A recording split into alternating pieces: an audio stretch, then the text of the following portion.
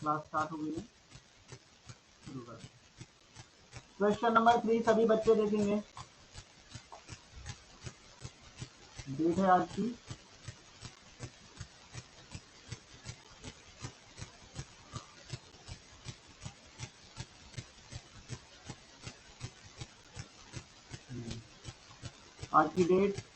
10।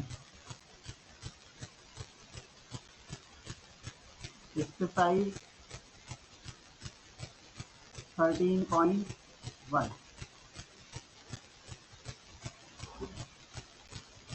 Question number 3 पहला है। Question number 3 में 2 क्वेश्चन है। फर्स्ट में बोला है how many time does Dhoni have to run around a rectangular field 10 metre long and 30 metre wide to cover 34,200 metre. देखिए एक रेक्टेंगल की बात करी है, एक रेक्टेंगल में जिसमें उसकी लेंथ बताई है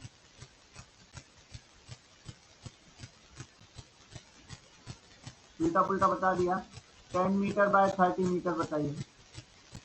धोनी को इसके कितने चक्कर लगाने पड़ेंगे, धोनी को इसके कितने चक्कर लगाने पड़ेंगे कि उसका टोटल डिस्टेंस उन चक्करों का 34,200 मीटर हो जाए। सबसे पहले तो हमें ये पता करना है कि इसके एक चक्कर में 1 राउंड में कितना डिस्टेंस बनता है। डिस्टेंस इन 1 राउंड, अगर हम एक राउंड का डिस्टेंस निकालेंगे तो वो क्या होगा, इसका पेरीमीटर होगा। पेरीमीटर ऑफ ये फील्ड है तो फील्ड ही लिख देते हैं। और क्योंकि ये रेक्टेंगुलर फील्ड है तो रेक्टेंगल का पेरीमीटर का फॉर्मूला है 2 मल्टीप्लाई लेंथ प्लस ब्रेथ। तो 2 मल्टीप्लाई लेंथ 30 मीटर, जबकि 10 बोल रहा है वो 30 बाय 10 है ये। 2 इंटू 30 प्लस 10 40 मीटर 80 मीटर 80, ठीक है। 80 मीटर का डिस्टेंस कवर करेगा अगर वो इसमें एक राउंड लगाए, ठीक। टोटल डिस्टेंस उसको कितना कवर करना है,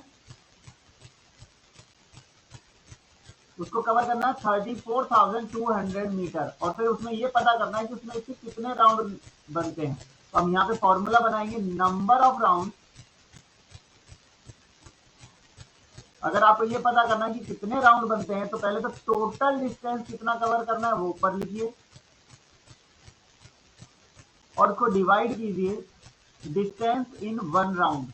एक राउंड में कितना डिस्टेंस होता है, डिस्टेंस इन 1 राउंड। अब देख लेते हैं, टोटल डिस्टेंस दिया 34,200 और एक राउंड में डिस्टेंस है केवल 80। तो मीटर मीटर मीटर से मीटर कट गया, एक जीरो से एक जीरो गया। अब कौन बच गया, 3,420। अब 3,420 को अगर हम 8 से डिवाइड करें, डिवाइड कर लेते हैं यहाँ पर 3420 डिवाइड बाय 8, 8 4 जा 32, 8 2 जा 16,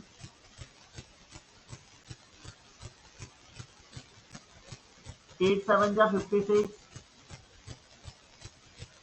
पॉइंट लगा करके 0, 8 5 जा 40।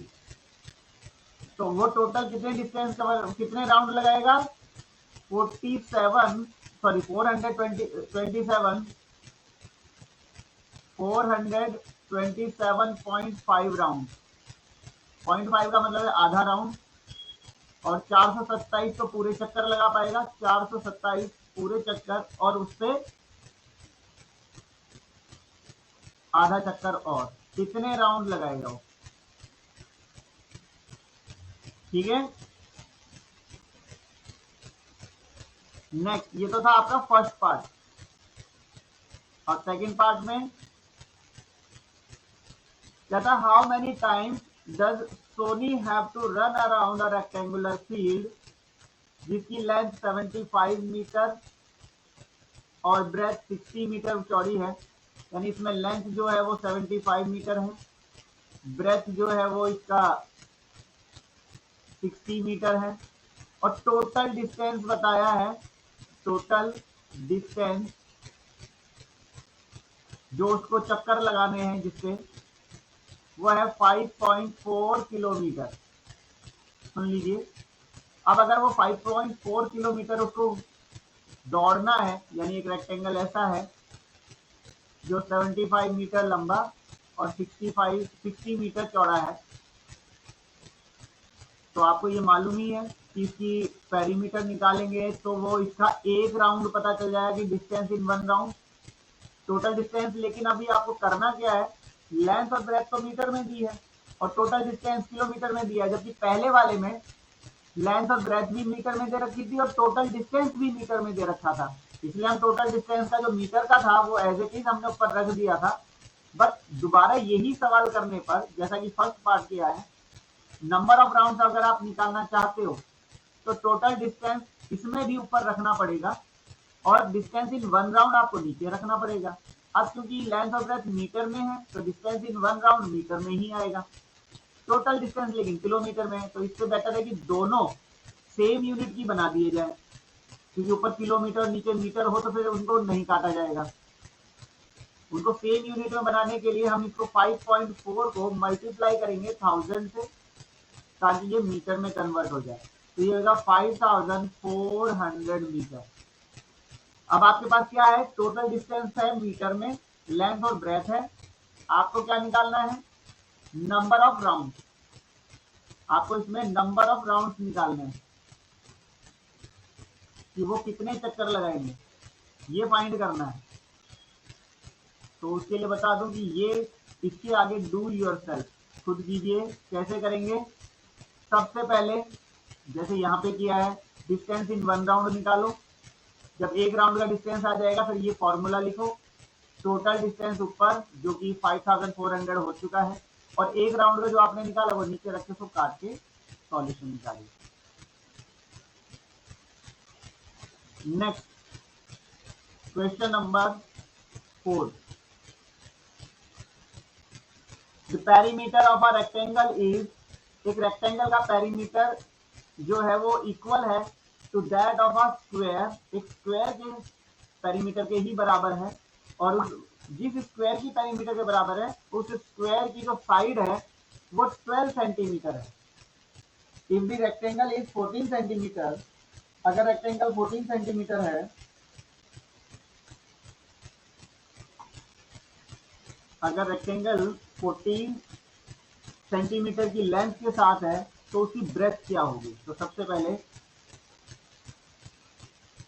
लेंथ ऑफ रेक्टेंगल 14 सेंटीमीटर, ठीक है, एक तो ये दिया है, ब्रेथ मालूम नहीं है। दूसरा साइड ऑफ स्क्वायर, स्क्वायर की साइड भी दी है,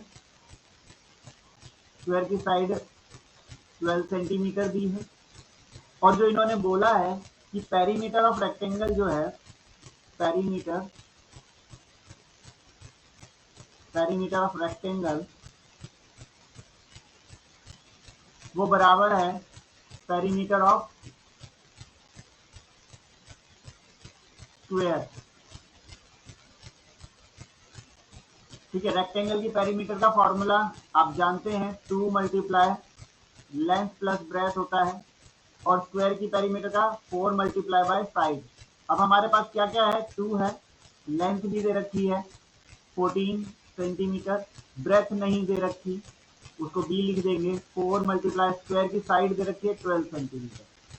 तो क्या होगा यहाँ पे, 14 सेंटीमीटर यही रहेगा, ब्रेथ यहाँ रहेगा, 4 मल्टीप्लाई 12, वैसे 48 लिख सकते थे, लेकिन ये जो 2 यहाँ से मल्टीप्लाई वाला गया है वो डिवाइड में पहुंचा देंगे, अच्छा रहेगा, काटने में और कैलकुलेशन करने में आसानी हो जाएगी। 2 से 8 ऊपर गया तो 12 2 जा 24, और जो ब्रेथ यही रहेगी, और प्लस का जो 14 है ये यहाँ जाके माइनस का 14 हो जाएगा, तो ब्रेथ आपके पास आएगी 10 सेंटीमीटर। तो ये तो ब्रेथ निकाल ली क्योंकि पहला यही मांगा था, what is the breadth. Also find the length of side of an equilateral triangle. आप कहते हैं इक्विलेटरल ट्राइंगल है जिसकी तीनों साइड इक्वल होती है, उसकी भी आपको लेंथ निकालनी है साइड की, whose perimeter is equal to that of the given rectangle। और ये कहा है कि जो पेरीमीटर ऑफ इक्विलेटरल ट्राइंगल जो बोली है, अब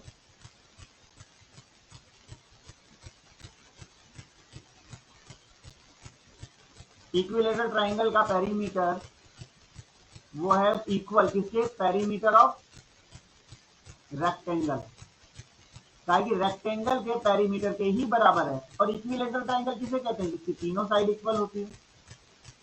ठीक है, तो तीनों साइड है तो उसका भी क्या हो जाएगा, 4 multiply by side, sorry equilateral में 3 साइड होती है ना, तो इसका पेरीमीटर का फॉर्मूला 3 मल्टीप्लाई बाय साइड, और रेक्टेंगल का perimeter 2 multiply length plus breadth.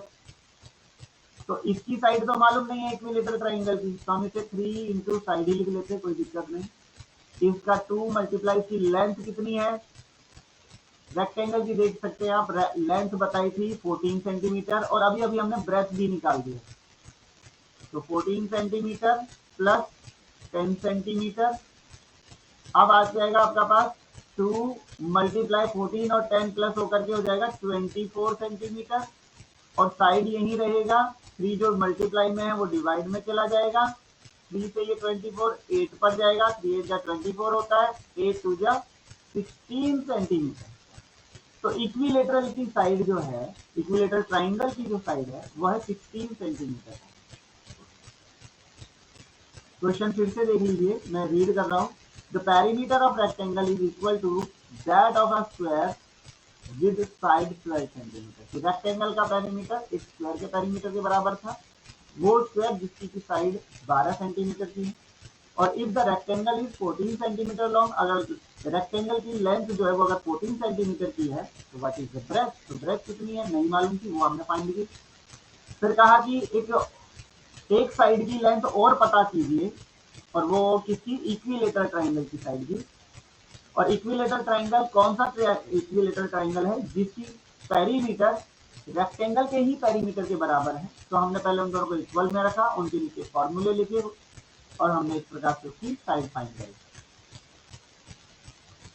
अब आता है आपका क्वेश्चन नंबर 5। क्वेश्चन नंबर 5 में बार्ड वायर किसे कहते हैं, एक वायर जिसके ऊपर वो इस तरह से लगे होते हैं, याद है, जो चुभते हैं, जो दीवार मतलब कि बाउंड्री पे बांधे जाते हैं ताकि जानवर वगैरह एंट्री ना कर ले। देखे ऐसे तार, कंटीले तार भी बोलते हैं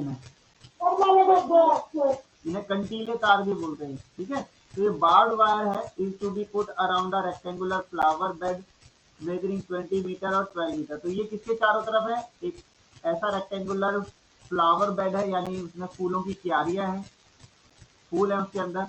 तो 20 मीटर लंबा और 12 मीटर चौड़ा है। तो इसकी लेंथ भी है 20 मीटर और ब्रेथ भी है 12 मीटर। इसके चारों तरफ ये वायर लगाना है। If pole are erected after every 1 metre. अब कहते हैं यहाँ पर एक खंबे गाड़ने, एक खंबा यहाँ गड़ेगा, फिर एक खंबा यहाँ गड़ेगा, फिर एक खंबा, और फिर ऐसे इनके बीच में 1-1 मीटर का गैप है, 1-1 मीटर का गैप है बीच में, 1 मीटर, फिर 1 मीटर का, फिर 1 मीटर का, इस तरह से 1-1 मीटर के गैप में पोल्स लगेंगे। ठीक है, if poles are erected after every 1 meter so that the barbed wire can be put around it. How much poles will be needed in all? इसमें टोटल कितने पोल की जरूरत पड़ेगी? तो क्या करेंगे, हम पहले की टोटल बाउंड्री फाइंड करेंगे, कितने मीटर की है। जितने मीटर की ये बाउंड्री होगी उतने ही मीटर, क्योंकि 1 मीटर पे तो एक पोल लग गया, अगर ये 4 मीटर की बाउंड्री है तो 4 पोल लग जाएंगे, है ना। तो देखते हैं इसमें, इसके पहले तो हम निकालेंगे पेरीमीटर। पेरीमीटर ऑफ क्या है इसका, फ्लावर बेड, फ्लावर बेड की पेरीमीटर तो वही फॉर्मूले से निकलेगी 2l + b। तो 2 लेंथ है इसकी 20 मीटर, ब्रेथ है 12 मीटर, तो इसकी जो पेरीमीटर है वो आएगी, ये आ गया 32 मीटर यानी 64 मीटर। आंसर में देखिए, आंसर में 65 बोल रखा है ना,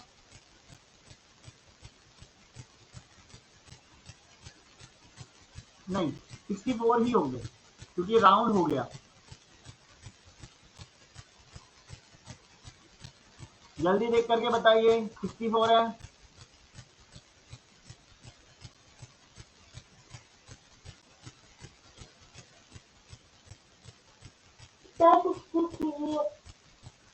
कितना? हमारा कौन सा है? 13.1 का क्वेश्चन नंबर, क्वेश्चन नंबर कौन सा है हमारा? 5। Yes sir, 5 question.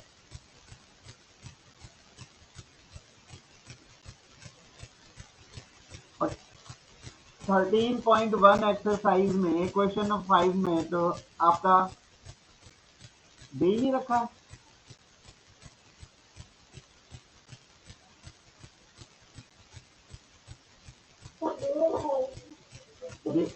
देखो ध्यान से देखो, सर एक्सरसाइज जो 13.1 है ना उसके आंसर 13.2 में दे रखे हैं और okay okay okay okay okay okay. तो पहले तो हम इनके पोल्स बताते हैं, ध्यान से समझना। मान लीजिए, अब मैं आपको दूसरे तरीके से समझा रहा हूँ कि कितना आंसर आएगा, पोल कितने होंगे। मान लो ये एक रेक्टेंगल है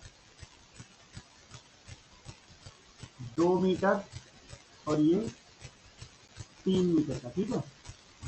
तो पोल कहाँ लगेंगे?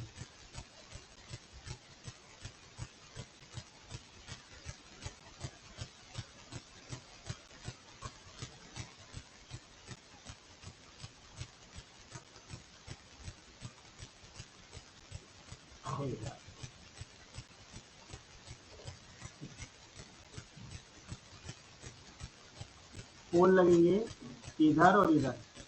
टोटल कितने पोल है जल्दी से गिन के बताएंगे। 1 2 3 4 5 6 7 8 9 10। कितने पोल लगे हैं यहाँ पे? 1 2 3 4 5 6 7 8 9 10।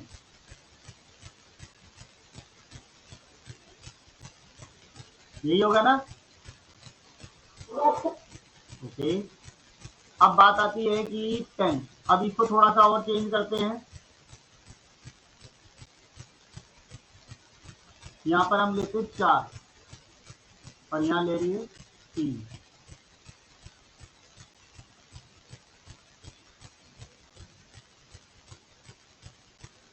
कितने हुए? 1 2 3 4 5 6 7 8 9 10 11 12 13 14। ठीक है। हर बार जो कि इनकी पेरीमीटर अगर देखा जाए तो 4 मीटर ये था, 3 मीटर ये था, 3 मीटर था ना, 3 मीटर का गैप और 4 मीटर का। तो 4 + 3 और मल्टीप्लाई 2 करो तो कितना आएगा? 14 मीटर। तो 14 मीटर में, और इसका कितना आया था बताइए? इसकी अगर हम बात करें तो 3 + 2 2 × 5 यानी 10 मीटर। तो 10 मीटर में 8 पोल्स लग रहे थे, 14 मीटर में 12 पोल्स लग रहे हैं। तो अब बताइए 64 मीटर में कितने पोल्स लगेंगे?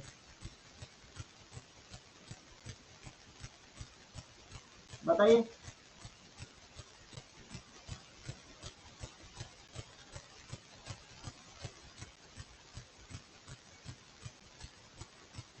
सोचिए जरा, फिर मुझे बताइए।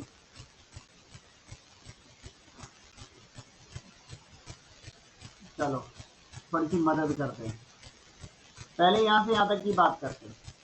यहाँ से पहला पोल यहाँ लग जाएगा, उसके बाद दूसरा, ऐसे करके टोटल लास्ट में जाके 20वां पोल लगेगा 20 मीटर में से लगेगा।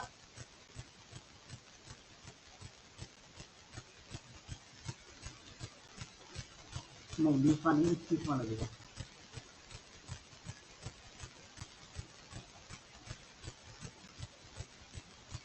आप लोगों को मेरी आवाज आ रही है? आप एकदम शांत बैठे, कोई मेरे साथ इसमें कोशिश भी नहीं कर रहा है। आपको आवाज आ रही है सबको या नहीं आ रही है? आ रही है। और कोई थोड़ी सी इसको जानने की कोशिश भी नहीं कर रहा। कोई इसमें कहते हैं ना कि एक बच्चा एक्टिव रहता है कि हाँ इसमें इतना होना चाहिए या वैसा, कुछ भी कोई नहीं बोल रहा है। 20 मीटर में ऐसे 1 मीटर का गैप ये है, फिर 1 मीटर का गैप ये, फिर 1 मीटर का गैप ये, फिर ऐसे करके अगर 20 बार आएगा 20 टाइम्स आएगा, तो आप देख सकते हैं 1 2 3, तो 1 मीटर का गैप था, तो इसमें पोल कितने लगे? 1 2 3 4, यानी 3 मीटर का गैप था तो 4 पोल लगे थे। इस तरफ लगे थे या नहीं लगे थे? 1 2 3 4। तो यहाँ पर भी कितने पोल लगे? यहाँ से यहाँ तक में 21, एक फालतू। अब जब यहाँ की बारी करते हैं तो यहाँ पर कितने थे? यहाँ पर तो टोटल डिस्टेंस कितना था? 12 मीटर का। 12 मीटर में से एक पोल तो पहले ही लग चुका है यहाँ पर, है ना?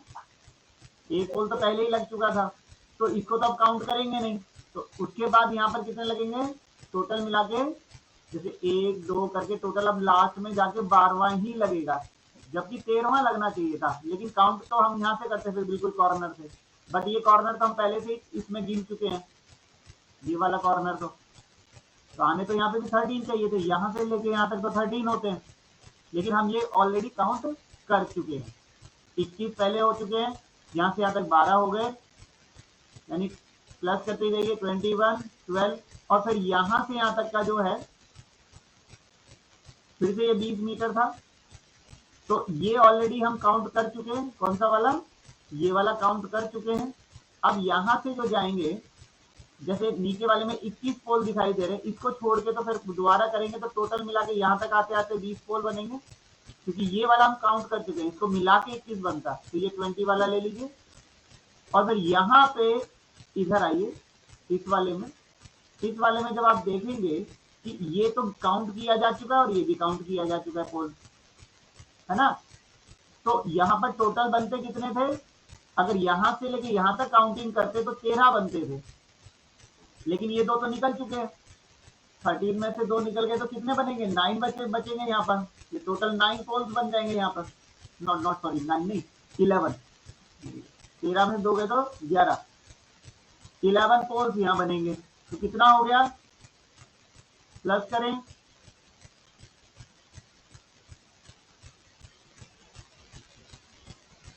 सिक्सटी फोर पोल्स लगेंगे, ठीक है? पीछे का आंसर गलत है, इसमें टोटल 64 पोल्स लगेंगे। तो if poles are erected after every 1 meter so that barbed wire can be put around it, how much poles will be needed in all? हाँ जी बोलिए बोलिए बोलिए। तो जो आपने समझाया तो ये बैच में वो सब हमें कॉम्बिनेट करना है, जो आपने पहले बता देते तो कुछ भी तो लेकर आ रखा है, वही करना है। मैंने सिर्फ आपको समझाने के लिए किया है, चाहो तो इसको रफ में कर लीजिएगा, फेयर में मत कीजिएगा। तो इसमें 64 पोल्स लगेंगे, ठीक है? वो सही नहीं है। समझाने के लिए दिखाया क्या चीज? क्या करना है? ये रेड और ग्रीन वाला जो भी मैंने नीचे किया है ना, ये फिगर बना के जो आपको समझाया है, ये रफ कॉपी में कर सकते हैं आप।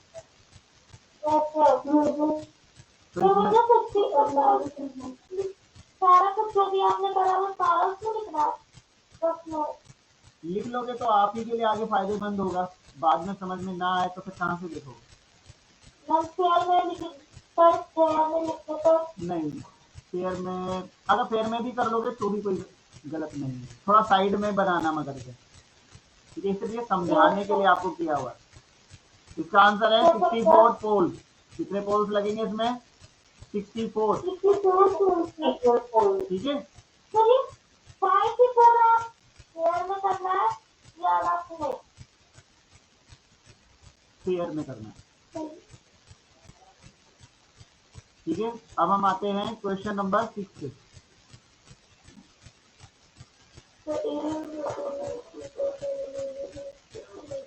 अभी बेटा पढ़िए मत, सभी माइक ऑफ कर लीजिए, माइक ऑफ कीजिए सभी बच्चे।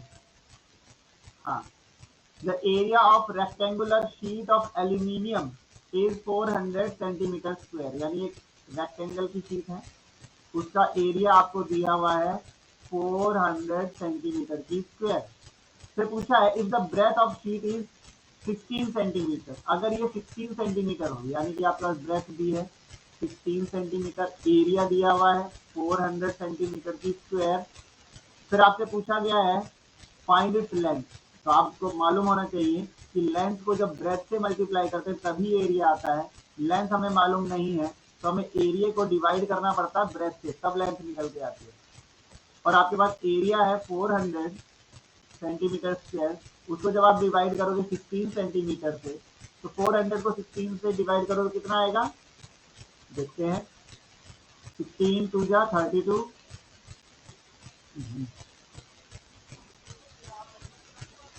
16 2 जा 32, और यहाँ 8 0 16 5 जा, ठीक है। तो ये आपके पास 25 सेंटीमीटर की तो लेंथ आ गई। अब क्या मांग रहा है, find the perimeter of the aluminium sheet. तो पेरीमीटर का फॉर्मूला है 2l + b, 2 25 centimetre plus 16 centimetre, तो 2 × 41 सेंटीमीटर इक्वल 82 सेंटीमीटर, ठीक है। क्वेश्चन नंबर 6 है आपका। अब हम आते हैं क्वेश्चन नंबर 7 पर, ठीक है। क्वेश्चन नंबर 7 में अ कॉन्फ्रेंस हॉल इज, एक हॉल है, कॉन्फ्रेंस हॉल जहां पर बैठ के मीटिंग वगैरह की जाती है। एक कॉन्फ्रेंस हॉल जो है वो 14 मीटर लॉन्ग और 8 मीटर वाइड है, 4 मीटर हाइट। अब इसकी हाइट भी बताइए, इसका मतलब ये है कि ये एक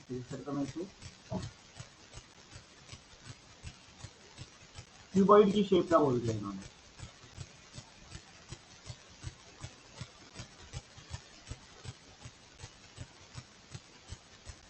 लेंथ बताई है 14 मीटर, ब्रेथ बताई है 8 मीटर और हाइट बताई है 4 मीटर, ठीक है। Length breadth height.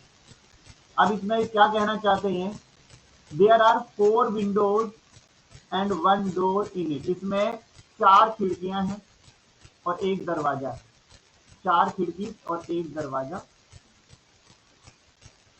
देख लेते हैं। द डोर, जिसका जो दरवाजा है वो 1 मीटर बाय 2 मीटर का है। इसमें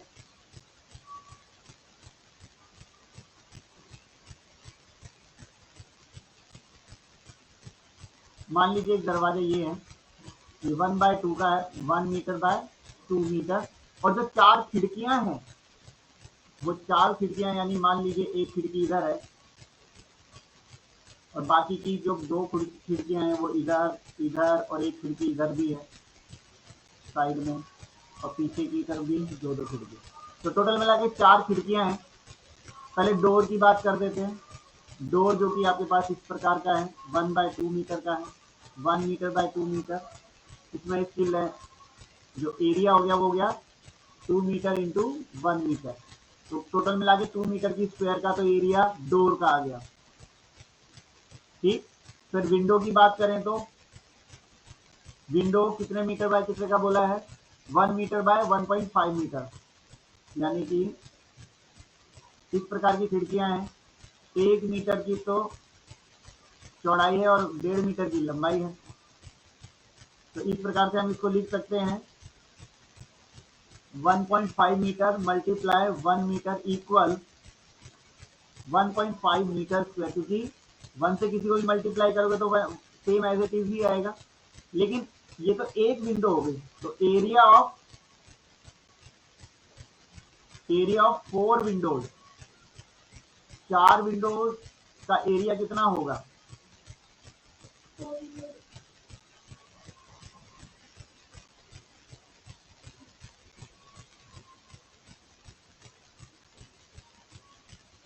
चार विंडो का 4 मल्टीप्लाई, एक विंडो का तो 1.5 मीटर स्क्वायर आया था, 4 से मल्टीप्लाई करोगे तो 6.0 मीटर स्क्वायर, यानी कि 6 मीटर स्क्वायर 4 खिड़कियों का हो गया। अब हमारे पास क्या हो गया? Total area of 1 door and 4 windows, एक दरवाजा और 4 खिड़कियों का एरिया है 2 metre square plus 6 metre square, total कितना आ गया? 8 मीटर स्क्वायर। अब कहना क्या चाहता है? कहता है कि पहला point, how many litres are needed to paint all the wall, सारी दीवारों पर अगर पेंट करना चाहें तो कितने लीटर पेंट, कितने लीटर पेंट की जरूरत पड़ेगी। ठीक है। अब इसमें एक ये भी बताया है कि 1 लीटर जो पेंट है वो 18 मीटर स्क्वायर को पेंट कर सकता है। सबसे पहले तो हम इसका क्या निकालेंगे? दीवारों का क्षेत्रफल, एरिया ऑफ वॉल। बोलो बेटा।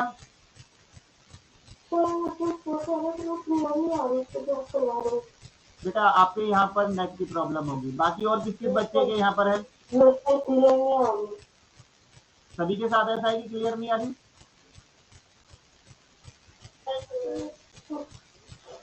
मैं एक बार फिर से स्क्रीन शेयर करता हूँ, रुको फिर बताइएगा।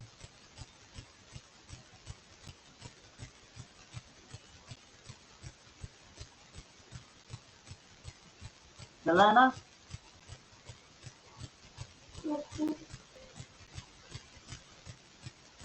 चलिए,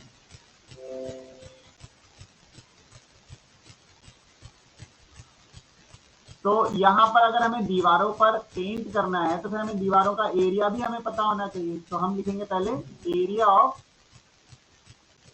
वॉल। दीवारों का क्षेत्रफल होता है, मैं फॉर्मूला बता देता हूँ, 2 multiply height multiply length plus breadth.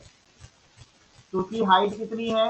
4 metre, length कितनी थी? 14, ब्रेथ कितनी थी? 8। तो ये सब मीटर स्क्वायर में आ जाएगा। 4 2 जा 8 मल्टीप्लाई इनका प्लस हो जाएगा आपका 22 मीटर स्क्वायर। तो ये आपका आ गया 176 मीटर स्क्वायर। चारों दीवारों का क्षेत्रफल तो ये हो गया। ठीक, अभी है क्या? लेकिन 4 दीवारों का क्षेत्रफल ही तो आया, एरिया ही तो आया, लेकिन उसमें खिड़कियां भी हैं, दरवाजे भी हैं। जब पेंट करेंगे तो पूरी दीवारों में से पहले उनका एरिया भी तो माइनस होगा। तो एरिया ऑफ वॉल विदाउट, किसके बिना अब चाहिए हमें? विदाउट डोर एंड विंडोज, दरवाजा और खिड़की के बिना जो एरिया चाहिए वो बनेगा टोटल एरिया जो अभी आपके पास दीवारों का है वो है ये, उनमें से दीवार और खिड़कियों का एरिया 8, ये माइनस कर दीजिए, कितना आएगा फिर? 168 मीटर स्क्वायर। ठीक है, 168 मीटर की स्क्वायर का एरिया है। अब बात आती है कि जो पेंट की जो बॉक्स या 1 लीटर जो पेंट लेके आया जाएगा वो कितने एरिया को कवर कर सकता है? वो करेगा area to be covered in 1 litre, 1 litre paint में, 1 लीटर ऑफ पेंट, उसमें कितना एरिया कवर किया जा सकता है? वो है 18 मीटर की स्क्वायर। अब बात आती है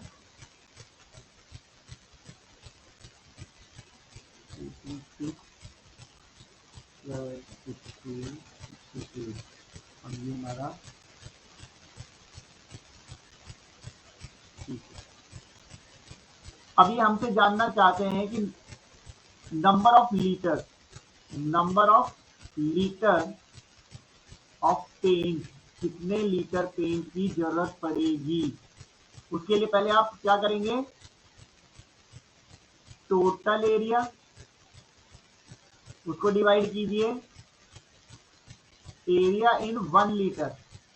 1 लीटर में कितना एरिया कवर किया जा सकता है। टोटल एरिया 168 मीटर स्क्वायर आया था और 1 लीटर में सिर्फ 18 मीटर की स्क्वायर ही कवर की जा सकती है। तो अगर आप इसे देखते हैं तो जैसे कि 2 के टेबल से तो 9 पर जाएगा, ये 84 पर जाएगा। अब 84 और 9 तो जाएगा नहीं, तो इसका आ गया आपके पास आंसर कि 84/9 लीटर। कितना लीटर पेंट की जरूरत पड़ेगी। चाहो तो इसे मिक्स्ड और डेसिमल में भी ले सकते हो। तो 1 लीटर की कॉस्ट कितनी है, cost of 1 litre of paint, 1 litre paint लाने की जो कॉस्ट है वो है 225 रुपए।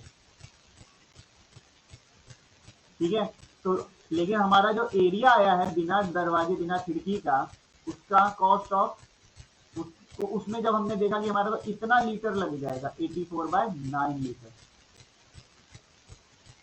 ऑफ पेंट, इसका कॉस्ट कितना आएगा वो देखते हैं। तो हमें 1 लीटर वाले से इसको मल्टीप्लाई करना पड़ेगा 84/9। ध्यान से देखिए 9 से ये डिवाइड हो रहा है, 9 1 जा 9, 9 2 जा 18, 22 में से 18 गया तो 4 बचता है, 4 के बाद 5 गया तो 45, 9 5 जा 45। अब आप क्या करेंगे, इनको मल्टीप्लाई करेंगे। 25 को 84 से मल्टीप्लाई तो 25 4 जा 100 कैरी 10, 25 8 जा 200, 200 प्लस 10 210। तो दो इसमें जो खर्चा आएगा 2100 का आएगा, 2100 रुपए का खर्चा आ जाएगा। ठीक है, ये सेकंड वाले का आंसर था। यहाँ वहां तक फर्स्ट वाले का था, ये सेकंड वाले का।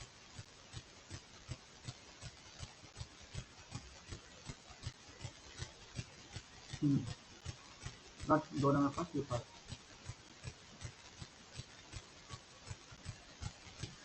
तो ये है आपका क्वेश्चन नंबर 7। अब रह गया क्वेश्चन नंबर 8 9 10। ठीक है, ये अब आपको नेक्स्ट क्लास में बताया जाएगा। आज का आपका होमवर्क ही इतना है।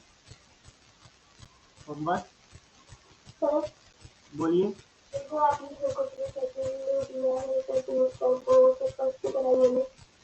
सॉरी क्या कहा, दोबारा बोलो। थर्ड क्वेश्चन आपने दिया है 7 पास यूनिवर्सल, हाँ वो फर्स्ट की तरह होगी। हाँ जी, do exercise 13.1 question number 1 to question number 7 in your notebook।